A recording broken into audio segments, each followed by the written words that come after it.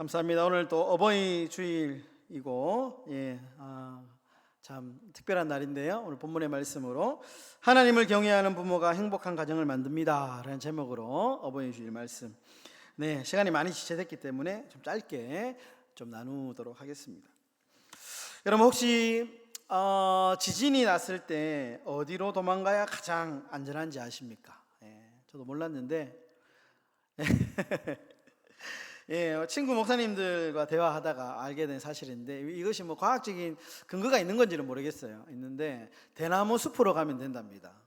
대나무 숲이 지진이 나면 생각보다 안전한 장소랍니다. 왜냐하면 대나무 숲에 그 대나무의 뿌리가 아주 그 칡넝쿨처럼 서로 이렇게 얽히설기 아주 촘촘하게 엮여져 있기 때문에 땅이 이렇게 갈라지고 뭐 이렇게 흔들려도 잘 무너지지 않는답니다. 그래서 대나무 숲으로 가면 안전하다, 뭐 그런 얘기를 하더라고요. 저는 뭐 이런 대화 나누면서 우리의 가정에 대해서 한번 생각해 봤습니다. 우리의 가정이 이 대나무 뿌리처럼 이렇게 좀 얼기설기 좀 엮여 있으면 얼마나 복된 가정이 될까. 참 대나무 숲 같은 가정이 되면 좋겠다라는 생각을 하게 됩니다. 부모는 자녀를 위해서 기도로 붙들어주고, 자녀는 부모를 공경하면서 늘 관심을 가지면서 효도하면서, 그렇게 부모와 자녀가 좀 이렇게 대나무 숲의 뿌리처럼 서로에 얽히설키 섞여 있으면 세상에 어떠한 어려움과 참 환난이 온다 해도 결코 흔들리는 가정이 되지 않을 것이다 라는 그런 생각을 해보게 됩니다. 여러분, 오늘 성경은 흔들리지 않는 가정, 행복한 가정에 대해서 우리에게 성경이 가르치는 진정한 그 행복한 가정에 대해서 우리에게 가르쳐 주고 있습니다.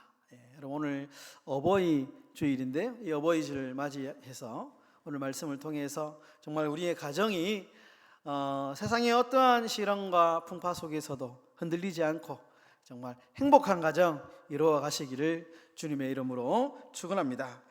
첫 번째 원칙은 여호와를 경외하는 것이 복이다라는 겁니다. 우리 다 함께 우리 첫 번째 우리 그 화면 보시고 한번 읽어보도록 하겠습니다. 시작.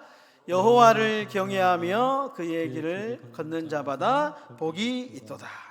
오늘 누가 복이 있냐? 성경의 저자는 이야기하죠. 여호와를 경외하는 자가 복이 있다 이렇게 말씀합니다. 여러분, 그런데 여기서 우리가 반드시 짚고 넘어가야 할 사실이 하나 있습니다. 우리가 이제 한글 성경을 보면 마치 여호와를 경외하는 것이 조건처럼 보입니다. 그러니까 여호와를 열심히, 하나님을 열심히 잘 경외하면 하나님이 복을 주실 것이다, 이렇게 하나님은 경외를 조건으로 생각하고 그리고 복 주신다, 보상으로 이해를 하는 건데요. 원문을 보면 뉘앙스가 좀 다릅니다. 이거는 조건과 보상이 아니고요, 원어를 아주 직역에 가깝게 번역한 공동 번역이라고 하는 성경이 있는데, 거기에 보면 이렇게 번역합니다. 복되어라 야훼를 경외하며 그 길을 걷는 자, 이렇게 되어 있습니다. 그러니까 복을 미리, 복되다.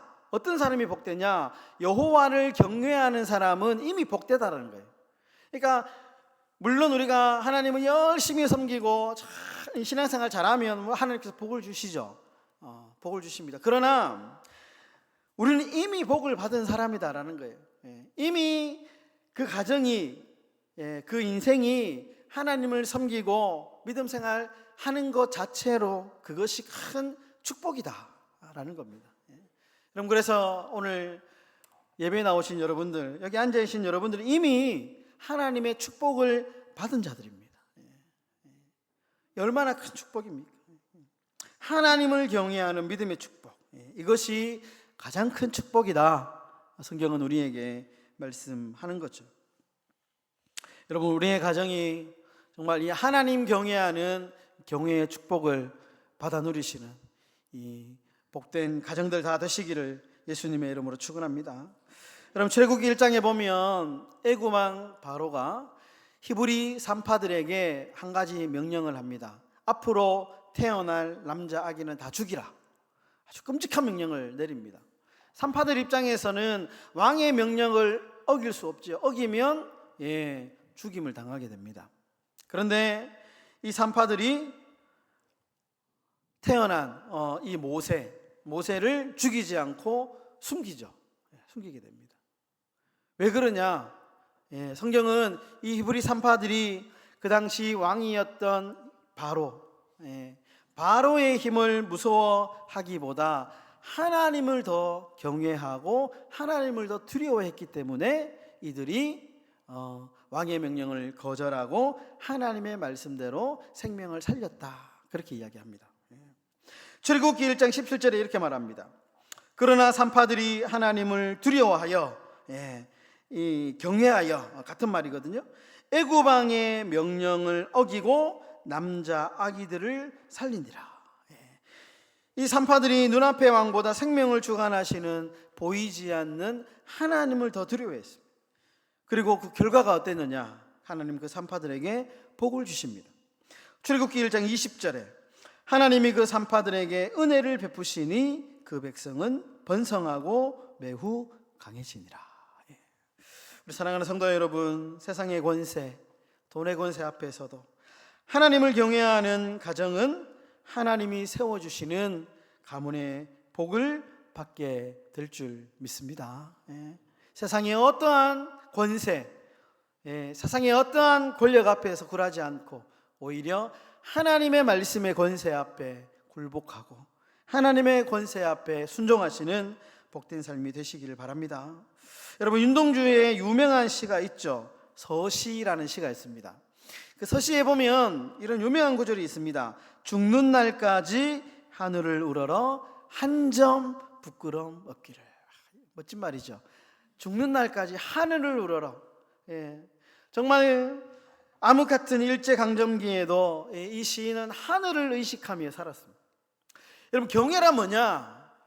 경외란 뭐냐? 하늘을 의식하는 감정입니다. 하늘을 의식하는 감정. 여러분, 우리 성도들은 하늘을 의식하는 감각이 있어야 됩니다. 이것이 경외하는 감각입니다. 경외.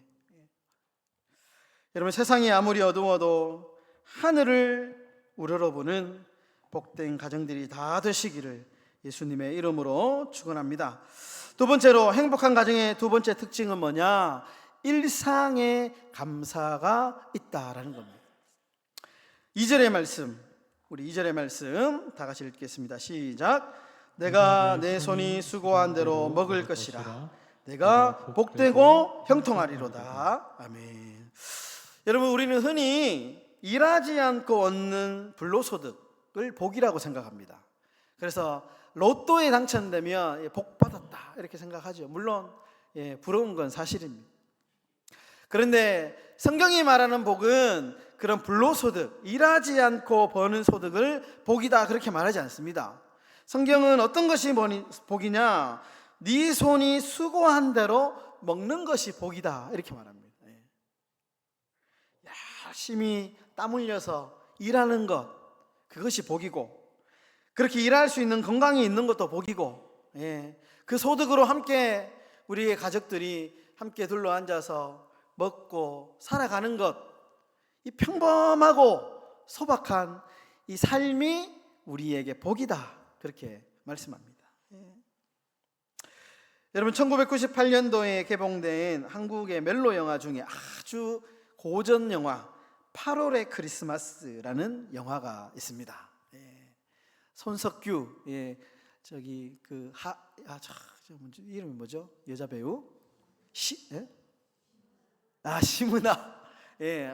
지금도 심은하는 할머니가 다 된 것 같은데, 아주 그 8월의 크리스마스. 손석규가 아니죠. 한석규입니까? 손석규는 아나운서인가요? 한석규 주인공인데요. 이 주인공은 평범한 사진사입니다. 사진사. 그리고 저 심은하는 그 공무원인데요. 교통단속 하는 공무원입니다. 그러다가 둘이 이제 약간의 좀 사랑의 어떤, 이렇게 요즘 말로 하면 좀 썸 탄다. 약간 뭐 이렇게 사랑을 시작하지도 못하고 끝나버리는데 약간 서로 간에 감정이 있습니다. 그런데 문제는 뭐냐? 이 주인공, 이 정원, 그게 이름이 정원이거든요. 이 정원이 시한부 인생의 선고를 받게 됩니다. 죽음을 앞둔 이 주인공이 그런데 뭐 대단한 기적을 바라는 게 아닙니다. 그가 죽음을 앞두고 하는 일이 이렇게 나오는데요. 매일매일 사진관의 문을 열고, 그리고 앞마당을 쓸고 사진을 찍어주고, 그리고 뭐 이렇게 왔다 갔다 지나가는 사람들에게 말동무나 되어주고, 그리고 부모님에게 뭐 이런저런 뭐 쓸데없는 얘기하고, 죽음을 앞둔 시한부가 이 정원이 바라는 일상이 뭐냐? 그래서 평범한 일상을 바라고 있어요. 그가 살고 싶은 욕망이 있는데 뭐 특별한 뭐 삶의 큰 어떤 뭐 목적이 있는 게 아니고 그저 소소한 일상을 누리고 싶은 그런 마음이 있는 거예요. 그 영화를 보면. 그런데 결국에는 이 주인공은 죽게 되죠. 그에게 남은 마지막 시간은 특별한 이벤트가 아니라 그저 평범한 하루를 무사하게 마치는 것, 이것이 그의 평범한 소원이다라는 겁니다. 여러분, 죽음이 가까이 왔을 때 주인공이 가장 아름답게 간직하고 싶었던 것은 특별한 순간이 아니고 그저 평범한 것들입니다. 우리 사랑하는 성도 여러분, 우리가 매일 마주하는 어쩌면 지루한 이 하루하루, 사실은 누군가가 죽음을 앞두고 그토록 붙잡고 싶었던 생명의 결정체다라는 겁니다. 그래서 여러분, 우리에게 주어진 오늘 하루를 하나님의 선물로 여기십시오. 누군가는 오늘을 살고 싶지만 살지 못하고 어제 저녁에 하늘나라로 가신 분들도 있잖아요. 그래서 오늘 하루의 일상, 이것이 우리의 가정에 그저 뭐 가정에 특별한 일이 없어도 그저 우리 남자분들은 밖에 나가서 일을 하십시오.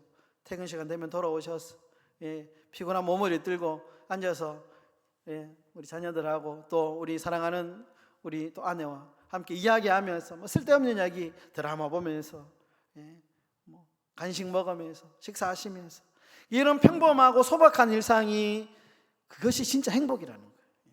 성경이 말하는 진짜 행복입니다. 여러분, 성경에 보면 성경 히브리어 중에 욤이라고 하는 히브리어가 있습니다. 욤. 이거는 24시간을 나타내는 아주 특별한 이 히브리어 단어인데 욤이라고 하는 단어인데요. 창세기 보시면 하나님께서 첫째 날부터 6일까지 천지 창조를 하시잖아요. 그때 이제 저녁이 되고 아침이 되니 이는 몇째 날이더라 할 때 이 날이 욤이라는 단어입니다. 욤. 근데 여러분, 이 욤이라는 단어는 좀 특별한 단어입니다. 왜냐하면 이 욤이라는 단어가 나오면 항상 하나님께서 뒤에 보시기에 좋았더라 이렇게 나옵니다. 하나님께서 천지 창조하실 때 첫째 날부터 6일까지 창조하시면서 항상 하시는 말씀이 뭐냐? 보시기에 좋았더라.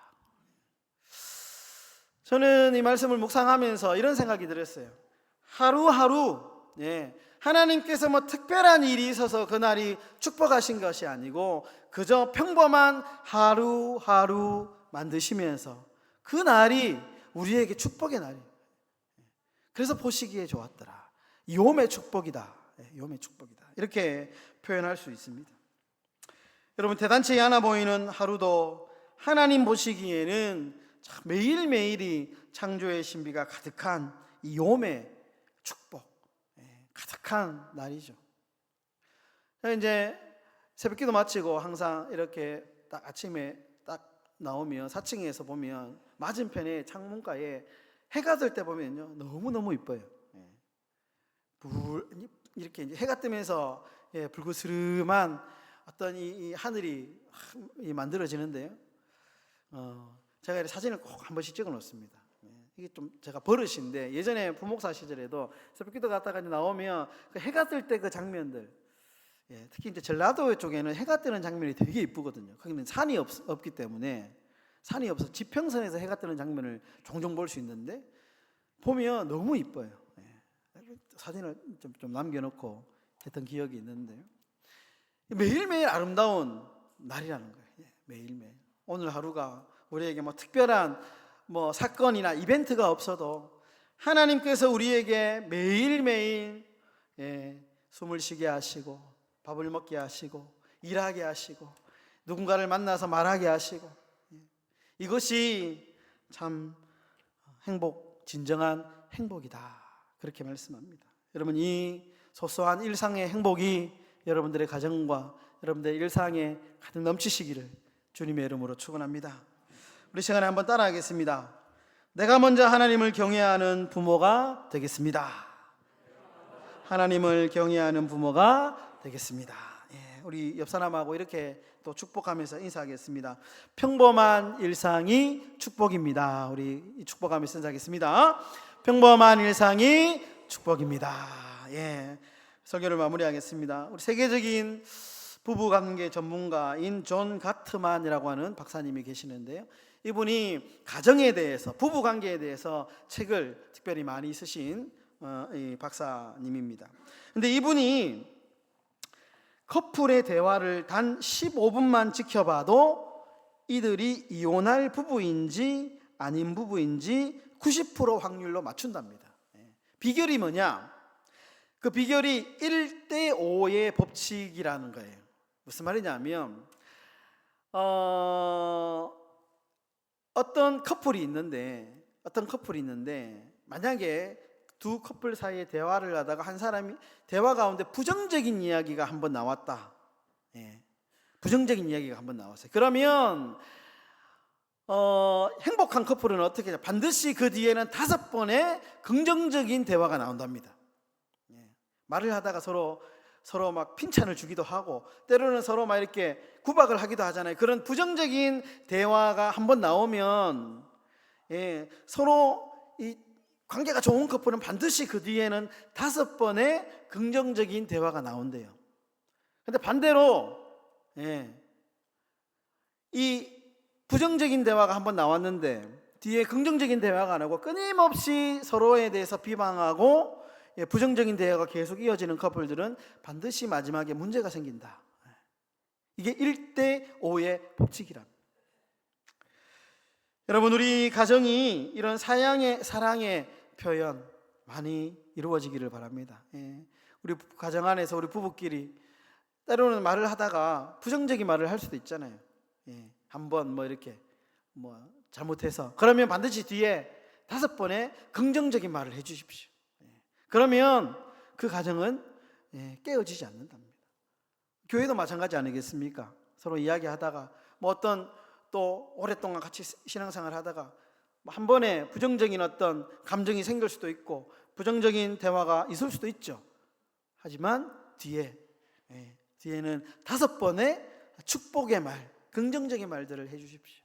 그러면 그 가정과 그 공동체는 정말 축복된 그런 공동체가 될 것입니다. 여러분, 우리의 가정이 축복이 먼저 흘러나오는 가정 되기를 바랍니다. 우리의 가정을 하나님께 맡겨드리며 가정의 천국을 이루어 가시는 저와 여러분들의 삶이 다 되시기를 예수님의 이름으로 축원합니다.